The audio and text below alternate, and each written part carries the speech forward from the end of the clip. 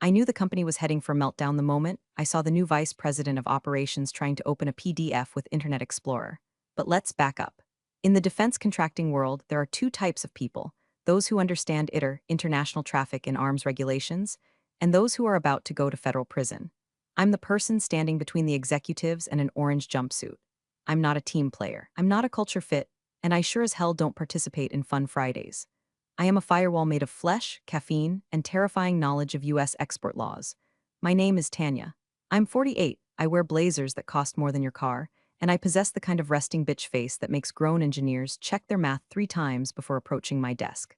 By the way, if you're into watching corporate arrogance get dismantled brick by brick, hit subscribe and maybe upvote. It fuels my petness and tells the algorithm that justice is still a viable product. For 10 years, I was the export control officer for Aerotech Dynamics, fake name, obviously, because I don't need the DOJ at my door again. We made guidance chips for drones, not the kind you buy at Best Buy to film your nephew's soccer game, the kind that end up in conflict zones. My job was simple: ensure that every single microchip, screw, and technical drawing we sent overseas had a license from the State Department. If I did my job, nobody noticed me. If I failed, the FBI raided the building. I liked those stakes. They kept the idiots at bay. Then came Kyle. Kyle was the new VP. He was 32, had a degree in strategic leadership from a university that probably operates out of a strip mall, and possessed teeth so white they looked like they were trying to surrender. He was hired by the board to disrupt the workflow and trim the fat. Naturally, he looked at my department, compliance, and saw nothing but a money pit. Our first meeting was in his office, which he had redecorated with a standing desk and a motivational poster that said grind in a font that screamed insecurity. Tanya, hey, take a seat, he said, pointing to a beanbag chair. I remained standing. So I've been looking at the org chart, and I'm seeing a lot of bottlenecks in logistics. Specifically, your approval queue. It's not a bottleneck, Kyle, I said, my voice flat enough to use as a level. It's a federal requirement. We can't ship restricted hardware to a country on the embargo list just because FedEx offers a discount. He laughed, a hollow, dry sound like shaking a box of expired croutons. Right, regulations, I get it. We need to be agile. We need to move at the speed of business, not the speed of government.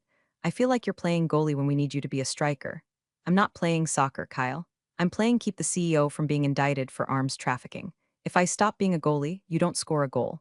You score a $20 million fine and a ban from all government contracts.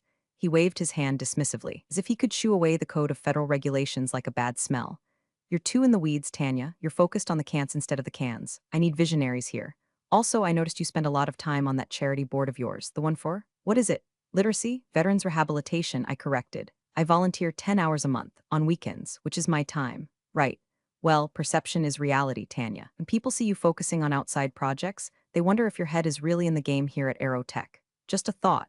I walked out of his office with a vibration in my teeth that usually indicates an oncoming migraine or a stroke. He was setting the stage. I knew the signs. I've survived 3 CEOs and a DOJ audit. I know when I'm being hunted. The problem with Kyle wasn't that he was stupid. Stupid I can handle. I can educate stupid. The problem was that he was arrogant and ambitious, a cocktail that tastes like gasoline and burns down buildings. He didn't understand that my bottleneck was the only thing giving this company value. We didn't sell chips, we sold compliant chips. Our clients bought from us because they knew our paperwork was bulletproof. If you strip away the compliance, we're just another factory selling sand and plastic.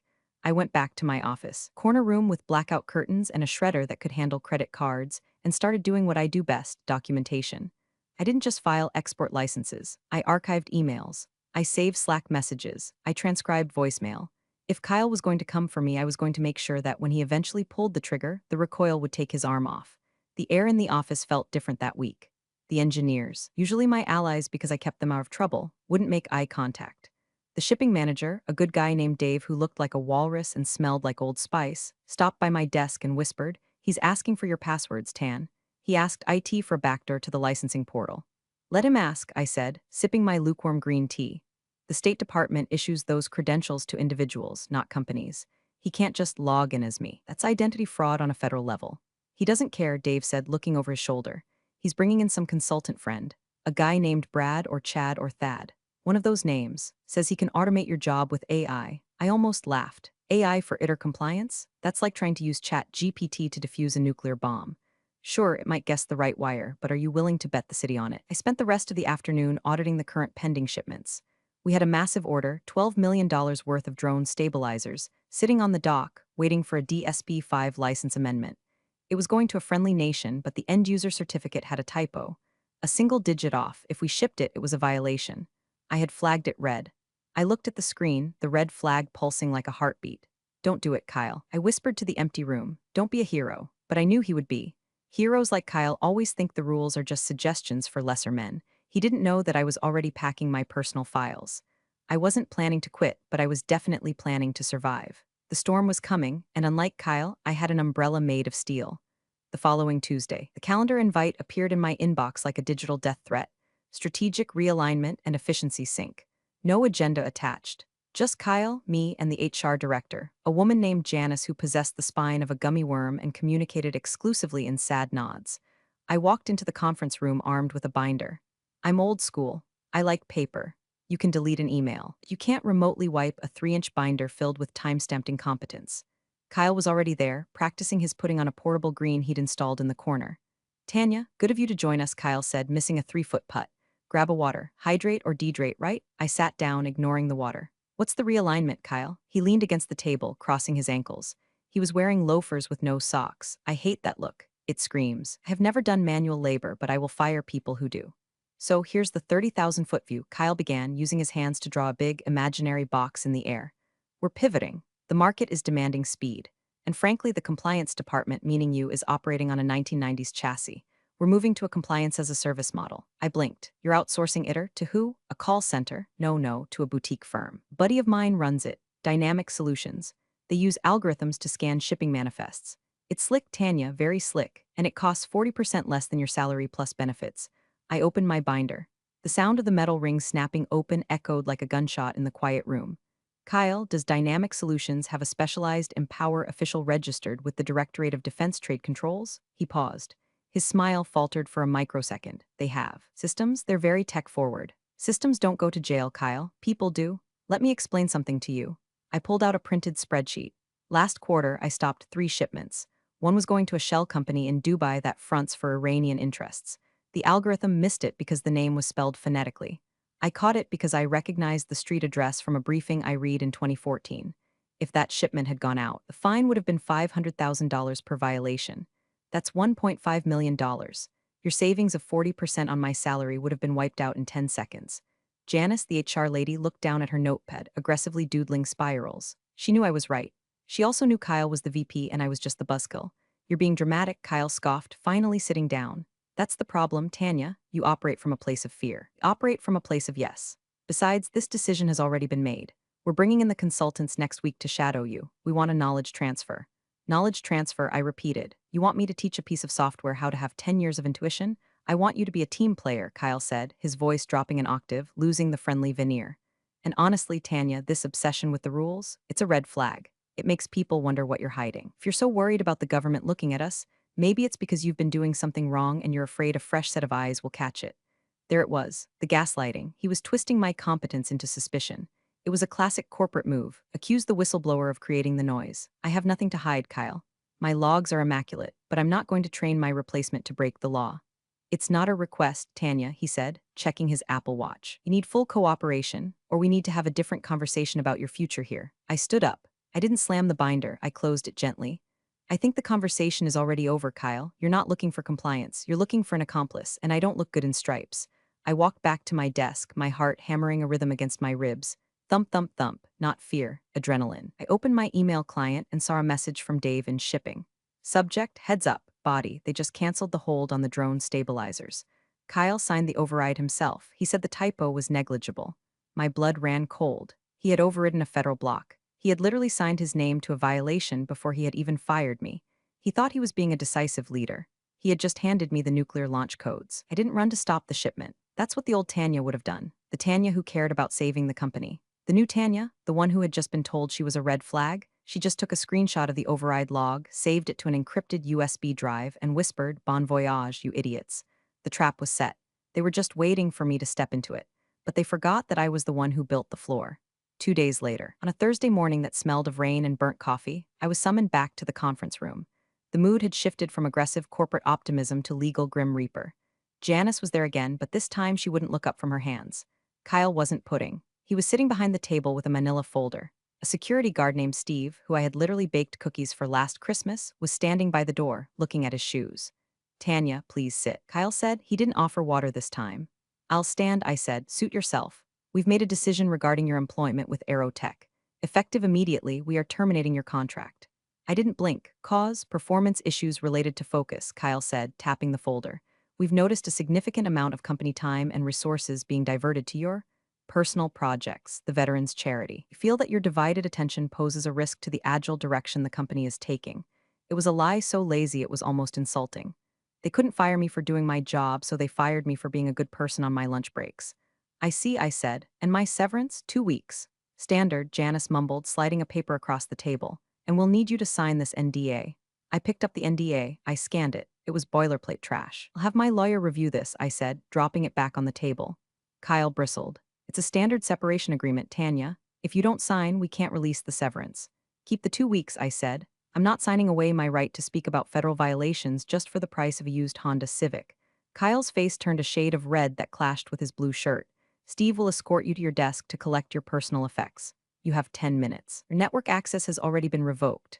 I looked at Kyle, really looked at him. I wanted to remember his face.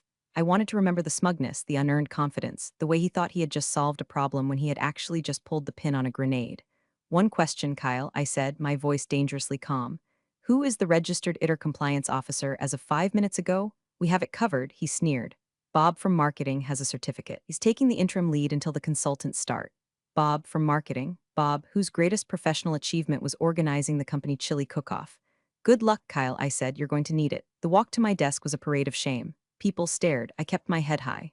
I put my framed photo of my dog, my lucky stapler, and my bottle of Excedrin into a cardboard box. Steve, the guard, looked like he wanted to cry. I'm sorry, Tanya, he whispered. I just do what they tell me. It's okay, Steve, I said. Keep your head down. It's going to get ugly here. They walked me out the front door. The heavy glass doors slid shut behind me with a final thud. I stood in the parking lot, the rain starting to drizzle on my blazer. I felt light, weightless. I drove home in silence. No radio, just the sound of the tires on wet pavement. When I got to my house, a quiet colonial in the Virginia suburbs, I didn't cry, I didn't drink wine. I walked into my home office, booted up my personal laptop, and opened my private email. I had one email to send.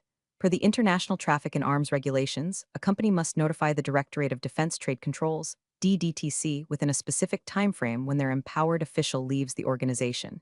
It's a mandatory disclosure. Usually the company sends this. But knowing Kyle, didn't even know the form existed. He probably thought he could just swap me out like a toner cartridge. I drafted the email to my contact at the State Department, a woman named Susan, who I had known for years. We bonded over a mutual hatred of sloppy paperwork at a conference in D.C. Subject: Notice of Personnel Change Registration Code, M19284. Dear Susan, please be advised that effective immediately, I am no longer the empowered official for Aerotech Dynamics. I have been terminated. To my knowledge, no qualified replacement has been appointed. Please update your records to reflect that I am no longer liable for any exports originating from this entity. Regards, Tanya. I hit send. That email was the first domino. By removing my name, I wasn't just quitting. I was stripping the company of its license to operate. Without an empowered official, every export they made was technically unauthorized. I sat back in my chair and listened to the rain. The silence in the house was beautiful. It sounded like the countdown on a bomb that Kyle couldn't hear ticking. The week following my termination was the most peaceful week of my life. I finally had time to organize my spice rack. I alphabetized my cumin and coriander, while Aerotech was likely burning to the ground. My phone, however, was blowing up. Not from Aerotech, they had ghosted me completely, but from headhunters. In my industry, a good export control officer is rarer than a unicorn. We are the dark wizards of the defense world. When word got out that I was on the market, my LinkedIn inbox turned into a bidding war. Tanya, heard you left Aerotech. Lockheed has an opening in Bethesda. Double your current base. Tanya, Raytheon needs a cleanup crew for a subsidiary. Name your price. I didn't reply to any of them. Not yet. I was enjoying the silence. I was also enjoying the texts from the resistance, my network of loyalists still trapped inside Kyle's kingdom. Dave from shipping texted me on Tuesday, it's a circus here. Bob from marketing is trying to approve shipments. He asked me what a munitions list is. He thought it was a shopping list for the company picnic. I replied with a single popcorn emoji. On Wednesday, I got a text from Sarah in accounting. Kyle is walking around telling everyone he trimmed the fat. He bought a new espresso machine for the break room with the budget he saved from your salary. It's broken already. I sipped my tea. Enjoy the coffee, Kyle, but the real intel came on Thursday. A junior engineer named Mike, a kid I had mentored on encryption standards, sent me a message via Signal. Smart kid. They're prepping the shipment, the big one to the Middle East. When you blocked, Kyle is screaming at logistics to get it on the truck by Friday so he can book the revenue for the quarter. Bob signed the paperwork. He used a stamp, a stamp. Bob was approving restricted military technology with a rubber stamp. I felt a pang of anxiety, not for me, but for the sheer recklessness of it. These were guidance chips. In the wrong hands, they could target US troops. This wasn't just corporate politics anymore. This was national security. I briefly considered calling the FBI tip line right then, but I didn't need to. The system has immune responses for this kind of stupidity. It just takes time for the antibodies to arrive. I spent Friday working on my garden. I was pruning my hydrangeas when my phone rang. It wasn't a text. It was a call from a 202 area code. Washington, D.C. It was Susan from the State Department. Tanya, she said. Her voice was warm but clipped. I got your email. I'm updating the registry. Just to clarify, did you sign off on a DSP 83 for a shipment of Class Roman 4 electronics before you left? No, Susan, I said, snapping a dead branch off the bush. My access was revoked on Thursday. I haven't signed anything in a week. Why? Because Susan sighed, the sound of papers rustling in the background. Aerotech just filed an automated export clearance through the AES portal.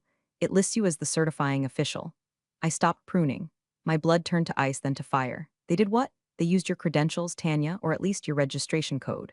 Susan, I said, my voice trembling with rage. That is fraud. I did not authorize that. I am formally stating that my identity has been used without my consent. I thought so, Susan said. Okay. I'm flagging the shipment. And Tanya, yes, you might want to turn off your phone this weekend. It's going to get loud. She hung up. Kyle hadn't just fired me. He had impersonated me. He was so desperate to get that shipment out that he had committed a felony to do it. He probably thought the system was just a computer that needed a code. He didn't realize the code was a person. I went back inside and poured myself a very large glass of wine. I looked at the rain falling outside. The quiet week was over. The storm had just made landfall. Friday afternoon at 4:00 p.m., the golden hour for shipping. If you get it on the truck by 4, it's at the airport by 6 and out of the country by midnight. Kyle must have been popping champagne. At 4:45 p.m., my phone buzzed. It was Dave from shipping. Feds are here, 3 words, beautiful in their simplicity. I wasn't there, but I can paint the picture because I know exactly how it goes down. I've seen it once before, early in my career at a different firm. It's not like the movies. SWAT teams don't rappel through the windows. It's far more embarrassing. It starts with Customs and Border Protection, CBP, putting a hold on the cargo at the airport. The AES system, automated export system, flashes a fatal error code. Then, a couple of very polite officers in windbreakers show up at the loading dock. They don't yell, they just ask for the paperwork. Dave told me later that Kyle actually went down to the dock to handle it. Gentlemen, Kyle apparently said, flashing his best boardroom smile, there seems to be a misunderstanding. This is a priority shipment for a key ally. The lead officer, a guy who probably deals with drug runners and arms dealers all day, didn't even blink. Sir, are you the empowered official? I'm the VP of Operations, Kyle announced. I run this facility. That's not what I asked. We have a flag on the shipment stating the certifying official is no longer employed here. Yet the electronic filing was submitted under her credentials this morning. That's a violation of the Arms Export Control Act. Kyle, ever the improviser, tried to pivot. Well, Tanya is? Consulting. She's in transition. It's a paperwork lag, sir. Fraud is not a paperwork lag, the officer said. We're seizing the cargo, and we're issuing a temporary suspension order for all exports from this facility pending an audit. Imagine $12 million worth of high-tech hardware being wrapped in seized tape. Imagine the truck drivers, who get paid by the mile, turning off their engines and lighting cigarettes. Imagine Bob from marketing, standing there in his khakis, realizing that his interim role might involve an interrogation room. At 5:30 p.m., I received an automated email from the company's server, likely a blast to all managers that they forgot to remove me from. Subject, urgent logistics delay body. Due to a technical glitch with customs, the Q3 shipment is on hold.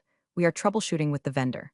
All hands on deck meeting Monday at 8 a.m. Troubleshooting with the vendor. He was still lying. Couldn't admit he had broken the law. He was calling the U.S. government a vendor with a glitch. I sat on my porch watching the sun go down. The air smelled sweet. The anxiety that had lived in my chest for the last 3 months under Kyle's regime was gone. It was replaced by a grim certainty. Kyle thought he was playing 4D chess. He didn't realize he was playing Russian roulette with a fully loaded Glock. The shipment was dead. The revenue was gone. But the real pain hadn't even started. The audit wasn't just a meeting, it was an autopsy. And I was the only one who knew where the bodies were buried because I was the one who had spent 10 years trying to keep them from dying in the first place. My phone rang again, a number I didn't recognize. I let it go to voicemail, then it rang again and again. Finally, I picked it up. Hello, Tanya, it was Kyle. He sounded breathless. Hey, so funny thing. Have a bit of a snag with the paperwork.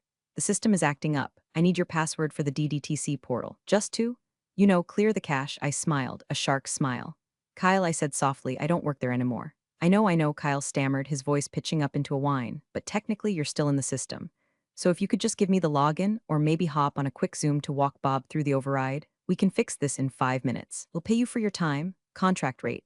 Kyle, I said, holding the phone away from my ear as if it were contaminated. You don't understand, there is no override. The State Department has flagged the shipment because I told them I don't work there. If I give you my password now, after I've already declared I'm gone, I would be conspiring to commit export fraud. I'm not going to federal prison so you can hit your quarterly bonus, you told them. Kyle's voice dropped. You called the feds on us?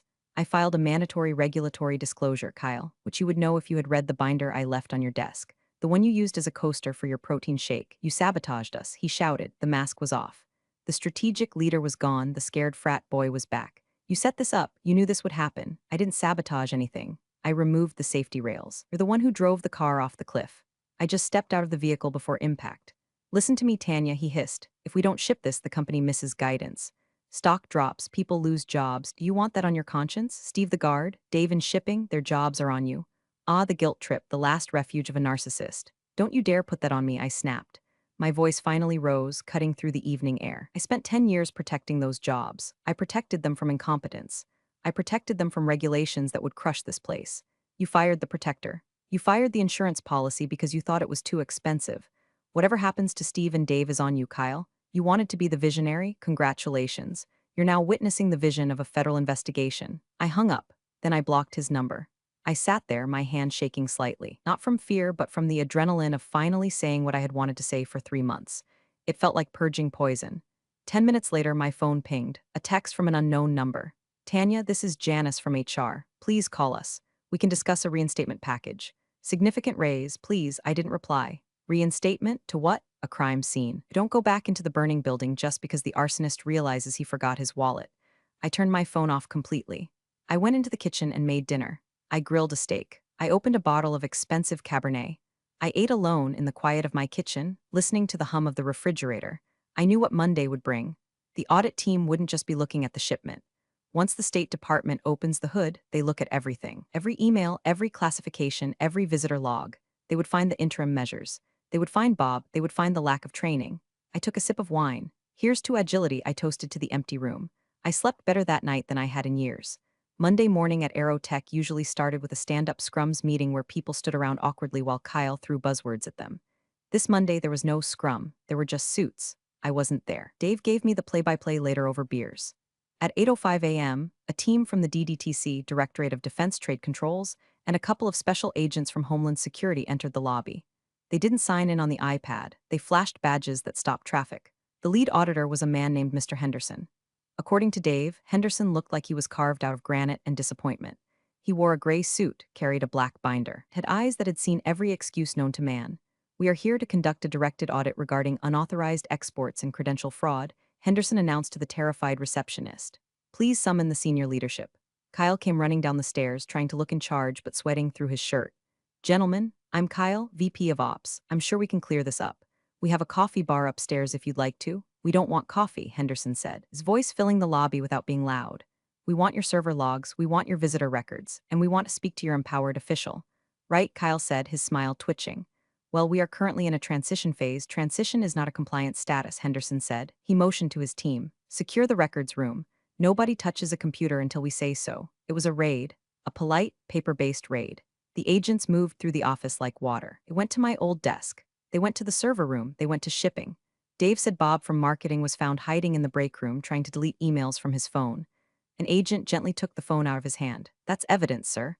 The beauty of a DDTC audit is that they don't care about your profit margins. They don't care about your agile workflow. They care about the chain of custody. And the chain was broken. They found the override logs. They found the typo correction that wasn't a typo. They found the email from Kyle instructing Bob to just use Tanya's login, she won't mind. That email alone was worth 5 years in prison. Back at my house, I was gardening again. I was planting petunias. My neighbor, Mrs. Gable, waved at me. You're home early, Tanya, taking a holiday? Permanent vacation, Mrs. Gable, I called back. Just doing some weeding. I was weeding my garden. The feds were weeding Aerotech. Around noon, my LinkedIn chimed. It wasn't a recruiter. It was the CEO of Aerotech, the big boss, the guy who hired Kyle. He was usually in Shielding in New York, far away from the operations. Message, Tanya, we need to talk. Urgent. I looked at the message. I imagined the panic in the boardroom. I imagined them realizing that the bottleneck they fired was the only thing holding up the roof. I didn't reply. I went back to my petunias. They needed water. Aerotech needed a miracle, and I was fresh out of those. The audit lasted 3 days. 3 days of silence from the factory floor. 3 days of lawyers swarming the parking lot like vultures. On Wednesday afternoon, the verdict was delivered. They gathered in the main conference room, the same room where Kyle had fired me, the same room where he had practiced his pudding. The pudding green was gone now, shoved into a closet. Henderson sat at the head of the table. The CEO flew in. Kyle was there, looking like a ghost. Bob was there, looking like he was about to vomit. Henderson opened his black binder. The sound was deafening in the silence. We have reviewed your records, Henderson began. We found 114 violations of the ITAR in the last 6 days. 114.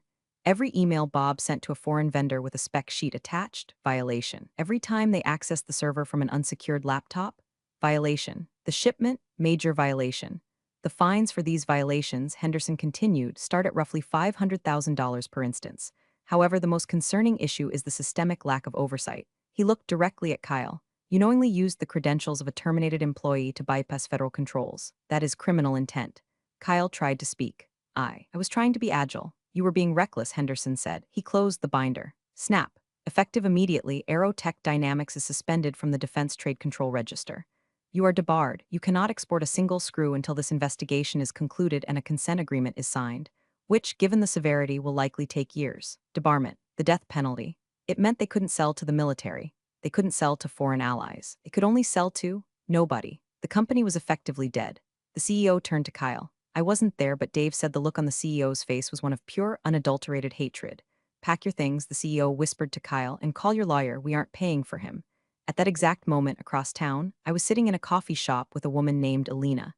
She was the vice president of compliance for a massive aerospace conglomerate, a competitor. Heard what happened, Alina said, stirring her latte. The industry is small, Tanya. Word travels fast. You walked out and the place collapsed in a week. That's impressive. It wasn't a strategy, I said. It was gravity. We want you, Alina said. We don't need agile. We need safe. We need someone who can stare down a VP and tell him no. We heard you're good at that. She slid a paper across the table. The salary figure was offensive, offensively high. It was enough to buy a beach house. It was enough to buy Kyle's dignity if he had any left. I have one condition, I said. Name it. I answer only to the board. No VPs, no strategic leaders. If I say a shipment stops, it stops. And I get a budget for my veterans charity. Alina smiled. Done. I signed the paper. Aerotech didn't survive the year. The fines were in the millions, but the debarment was the nail in the coffin. Clients fled. Contracts were voided. The stock price went from $45 to $2. Kyle was fired, obviously, but it didn't end there. The DOJ picked up the case. Last I heard, he was pleading guilty to conspiracy to violate the Arms Export Control Act to avoid a longer sentence. He's looking at 18 months in a minimum security facility. I hope he likes the orange jumpsuit. It's very high visibility, very agile. Bob from marketing got off with probation. He rolled on Kyle immediately. He's back to organizing chili cook-offs for a car dealership now. The sad part, the part that actually hurts, is the collateral damage. Dave in shipping lost his job. Steve the guard was let go. But here's the thing about competence, it recognizes its own. I hired Dave at my new firm 3 weeks later. He runs our logistics now. He makes more money and nobody asks him to break the law. Steve is working security at our front gate. I didn't save everyone, but I saved the ones who mattered. 6 months later, I received a LinkedIn notification. Kyle has viewed your profile. I clicked on his profile. It was stripped bare. Former VP open to work, strategic visionary seeking new opportunities. I laughed. I took a sip of my coffee, brewed in my new office, which overlooks the Potomac. I didn't block him this time. I wanted him to see. I updated my status. Tanya V., Senior Director of Global Trade Compliance, specializing in cleanups and catastrophe prevention. I scrolled down to my skills section and added one more, just for him, crisis management. The truth is, I didn't destroy Aerotech. I just took my hands off the wheel. They thought compliance was a burden. They thought I was a weight slowing them down. They didn't realize I was the ballast keeping the ship upright. When you throw the ballast overboard to make the ship lighter, you don't go faster, you just capsize. I closed my laptop. It was 5 p.m. on a Friday. My team had cleared every shipment, the logs were perfect. The licenses were valid. I walked out of the building past Steve at the desk. Good night, Tanya, he beamed. Good night, Steve. I drove home, the radio playing loud. I felt light. I felt heavy. I felt vindicated. And somewhere in a legal office, Kyle was learning the most expensive lesson of his life. You can mess with the culture, You can mess with the budget, but you never, ever mess with the woman who knows where the paperwork is filed. Because the paperwork remembers, and the paperwork never forgives.